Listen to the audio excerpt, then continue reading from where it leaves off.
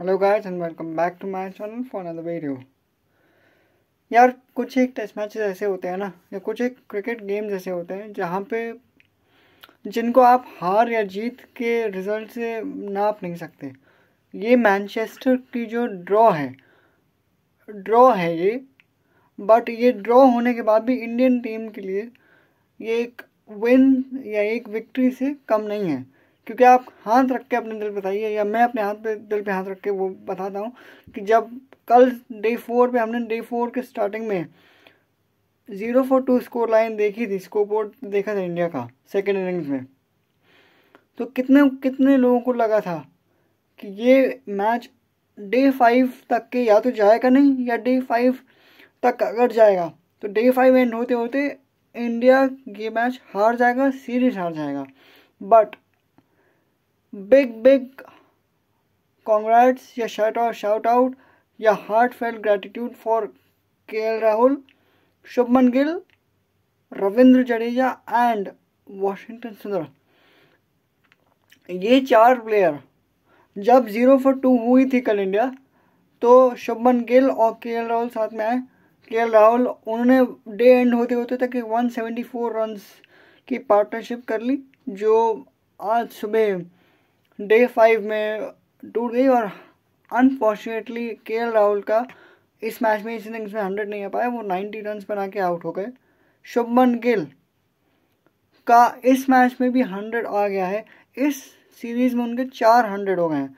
700 run से ज़्यादा वो इस सीरीज में बना चुके हैं। उन्होंने एक 2-3 टेस्ट मैचेस के पहले मैच प्रेजेंटेशन में कहा था, या प्री मैच कॉन्फ्रेंस में कहा था कि I want to be the highest run scorer of this series, और वो काम जो बोला है वो करके दिखा रहे हैं। He is leading the run scoring chart by a fair margin.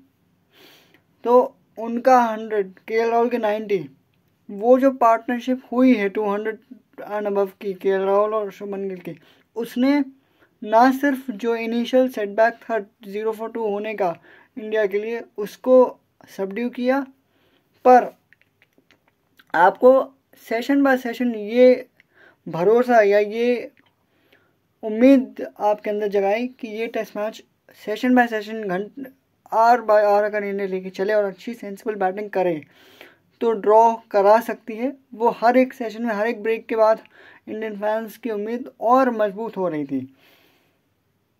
अगर आपको याद होगा तो ये मैनचेस्टर है, ये मैनचेस्टर आपको याद होगा 9th and 10th July 2019। Did I actually see that? या कुछ आया ना दिमाग में? वही धोनी का रनआउट, एमएसडी के रनआउट की ही बात कर रहा हूँ। ये वही मैनचेस्टर है जहाँ पे 9th and 10th जुलाई 2019 को इंडिया वर्ल्ड कप सेमीफाइनल हार गया था।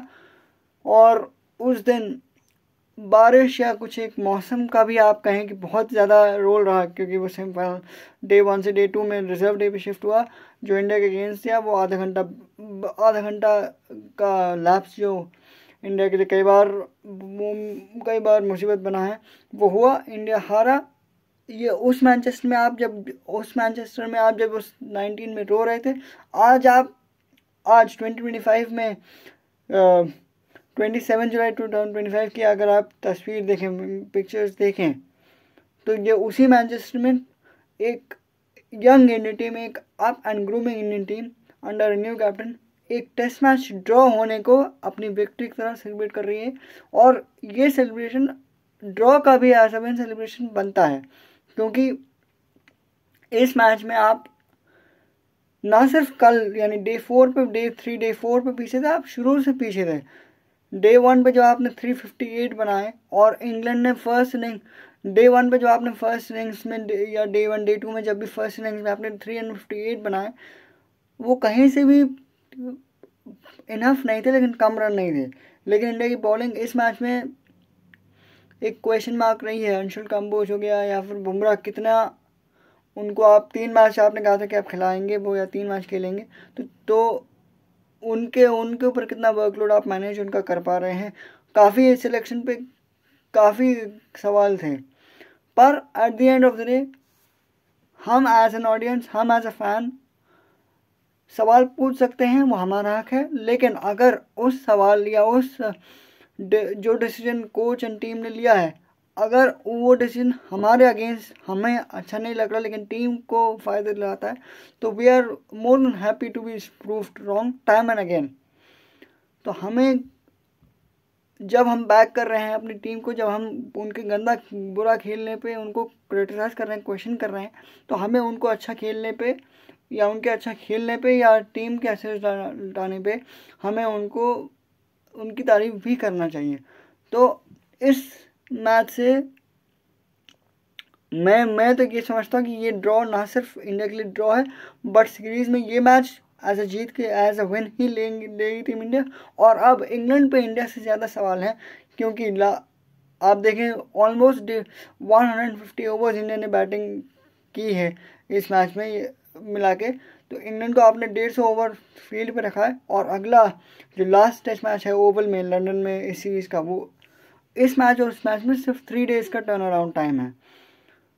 तो जो एग्जॉशन है, जो टायर्डनेस है, जो फटीग है, वो इंग्लैंड के बॉलर्स, इंग्लैंड के एज ए होल टीम में भी ज़्यादा होगी। आप जोफ्रा आर्चर को देख लीजिए, जोफ्रा आर्चर 2 लगातार टेस्ट मैच खेल चुके हैं। बेन स्टोक्स लगातार 4 मैच खेल चुके हैं। क्रिस वोक्स लगातार 4 मैच खेल चुके हैं। और बेन स्टोक्स ने अपना आज के दिन में 8 ओवर्स का जो स्पेल डाला है, उसमें पहले 5 ओवर के बाद वो पूरे स्पेल में अपने शोल्डर्स को पकड़ के, या शोल्डर्स उनमें उनके कुछ पेन या प्रॉब्लम था, कल बैटिंग करते हुए में भी उनको क्रैम्प्स आए थे। तो he is also not 100% fit. तो उनके ऊपर भी सवाल है। जैसे मैंने बताया, आर्चर हो गए, क्रिस वोक्स हो गई, लियम डॉसन जो 8 साल बाद टेस्ट क्रिकेट में इंग्लैंड के लिए वापसी कर रहे हैं, उन्होंने almost 48 overs, almost half century of overs डाली है अपनी बॉलिंग में। 48 ओवर्स कैन इमेजिन। स्पिनर्स के लिए वैसे आसान आप सोच सकते हैं कि या कह सकते हैं कि होता, but 48 overs for any bowler in irrespective of the format आसान काम नहीं है। तो उनको भी फटीग है। तो इंग्लैंड के लिए काफ़ी सिलेक्शंस में सवाल होंगे कि किसको आप खिलाना चाहते हो, किसको आप रेस्ट देना चाहते हो। हाँ, ये भी सच है, आई एग्री कि इंग्लैंड अभी भी आगे है। 2-1 की स्कोर लाइन से वो लीड कर रहा है। वो लॉर्ड्स वाला टेस्ट मैच इंडिया को बहुत चुभ रहा होगा, और चुभना भी चाहिए, पर स्कोर लाइन जो 2-1 इंडिया के फेवर में नहीं है, 2-1 यानी 1-2 इंडिया जो डाउन है, that doesn't tell the whole story कि इंडिया ने कितना फाइट बैक किया है, कितना ग्रेट डिटर्मिनेशन दिखाया है, या कितना डोमिनेट किया है, not only sessions of test matches but the whole days and whole test matches. वो की मोमेंट्स या फाइनल क्रंच मोमेंट्स इंडिया ने कैश इन नहीं किए, उस वजह से आप इंडियन टीम जो है 1-2 से डाउन है। और लेकिन जो पहले नहीं किया वो इस टेस्ट मैच में किया। आपने क्रंच मोमेंट्स या जो क्रिस्प मोमेंट्स आपने कैश इन किए, और आपने ये टेस्ट मैच हारी हुई ऑलमोस्ट 98% आपने हारा हुआ मैच ड्रॉ करके दिखाया है। तो जब आप वापस लंदन जाओगे दी ओवल में, तो इंडिया इस मैच से इंस्पिरेशन लेगा और सीरीज ड्रॉ करने के लिए और एक अलग सी झील से उसको खेलना चाहिए, खेल जो कि वो खेलेगा। And dare I miss out on Rishabh Pant. I would like to present my humble gratitude और सल्यूट है ऋषभ पंत को। फर्स्ट इनिंग्स में उनके टो पे फ्रैक्चर होता है, बॉल लगती है, क्रिस वोक्स के एलबीडब्ल्यू कैपेबिलिटी थी, वो बचते हैं। लेकिन उसके बाद जब इंडिया को डेस्परेशन में उनकी ज़रूरत थी, तो वो आए, नेक्स्ट डे आए बैटिंग करने। वैसे he was limping, he was looking in desperate and he was looking in serious pain, but उनकी टीम स्पिरिट, उनकी डिटर्मिनेशन, उनकी हार्ड वर्क को हम जितना उनकी तारीफ करें उतनी कम है, क्योंकि उन्होंने सिर्फ महज 17 रन ही अपने ओवरनाइट स्कोर में, जब उनको बॉल लगी थी तब से जोड़े हों उनके आउट होने से पहले। लेकिन कभी कभी ऐसे प्लेयर्स या ऐसे मोमेंट्स जो होते हैं ना, वो टीम को एकदम से ग्राउंड से अपलिफ्ट कर देते हैं। तो और अब उनकी ये सीरीज़ उनके लिए भी ख़त्म हो चुकी है। अगले मैच में आपको लास्ट टेस्ट मैच में हो सकता है बुमराह दिख जाए, बुमराह 3 के बजाय 4 मैच खेलने सीरीज़ में, लेकिन ऋषभ पंत की ये सीरीज़ ख़त्म हो चुकी है। तो आपको ये उनके लिए भी करना चाहिए। मैं ये नहीं कह रहा हूँ कि सिर्फ ऋषभ पंत के कारण इंडिया ने मैच जीता, लेकिन फर्स्ट इनिंग्स में इंडिया का जो स्कोर रहा या जो भी उन्होंने कंट्रीब्यूशन है, थोड़ा बहुत डिसेंट स्कोर बनाया, irrespective of the how they bowled, how bad they bowled in the first innings for England, इन ऋषभ पंत के लिए या इंडिया के लिए उनका ऋषभ पंत का जो कंट्रीब्यूशन है इस सीरीज़ में, that is second to none. तो अब देखने वाली बात यह है कि माइंडसेट किस टीम का कैसा है। इंग्लैंड का डिफेंसिव माइंडसेट है, यानी वो क्योंकि लीड में है तो क्या वो सेफ खेलेंगे, या अभी भी वो they will go for result and try to win the series 3-1, या फिर इस मैच से इंस्पिरेशन लेके, इस मैच से स्पार्क लेके टीम इंडिया जो है वो 2-1 की स्कोर लाइन जो अभी इंडिया के फेवर में नहीं है उसको 2-2 करके सीरीज ड्रॉ करके अपने हक में रिजल्ट ला पाती है या नहीं, ये देखने के लिए हम लोगों को 3 दिन बाद जब ओवल टेस्ट शुरू होगा तब तक का वेट करना होगा। आपके इंडिया के इस परफॉर्मेंस पे आपके क्या थॉट्स हैं, आपके क्या रिएक्शन है, आपको कैसा लगा, क्या चीज़ आपको इंडिया की ख़राब लगी या क्या अच्छे लगा? Do let me know in the comment section, and please for more such updates please subscribe and my channel and like and share this video.